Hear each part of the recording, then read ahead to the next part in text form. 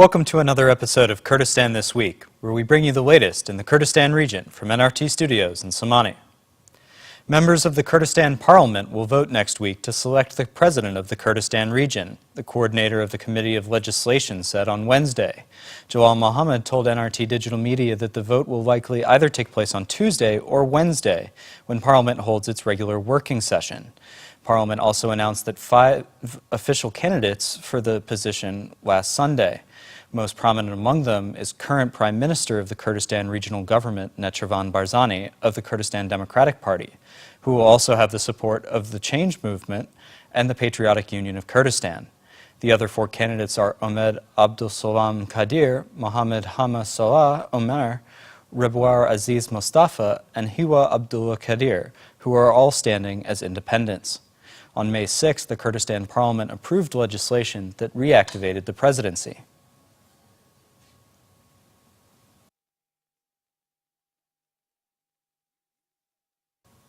The Kurdistan Farmers Union called on the international community and the KRG to protect farmland in Kirkuk province after dozens of fields were burned by suspected Islamic State militants. During a press conference in Erbil on Tuesday, head of the Kurdistan Farmers Union, Yasin Kadir, said that farmers had hoped for a productive harvest this year, but face oppression from militant groups and the federal government in the province. Over the past 2 weeks, farms have been burned in villages in Makhmur, Dubis, and Hanakin districts, causing significant crop damage and millions of dinars in losses. Kadir said that the federal government was not protecting local farmers from these attacks or buying their crops in sufficient quantities.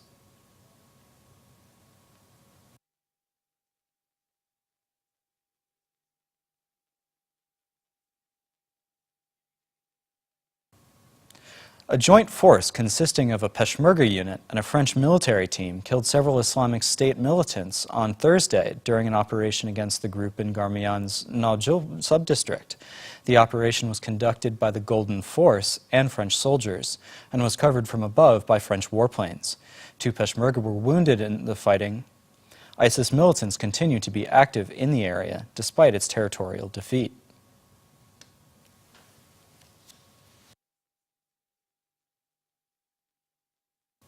Turkish warplanes on Thursday bombed the Kurdistan region's Halamund mountain, which is located northeast of Erbil in Warta sub-district. There were no reported casualties. Turkey has recently increased the frequency of its strikes on targets in the Kurdistan region, which it says are part of an effort to combat the Kurdistan Workers' Party, or PKK. On May 15th, Turkish bombardment in the region's Barzan area killed 1 civilian.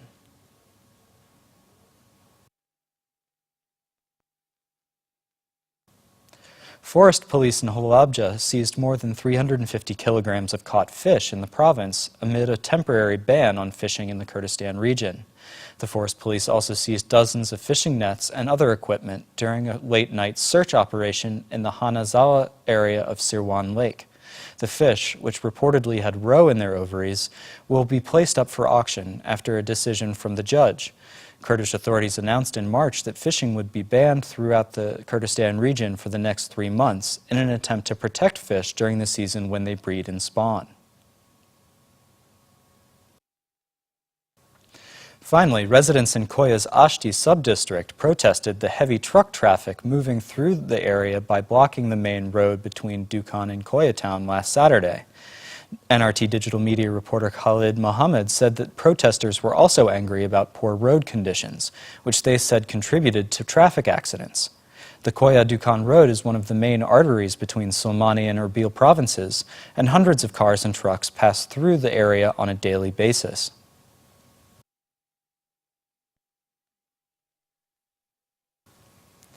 Thanks for tuning in to this episode of Kurdistan This Week.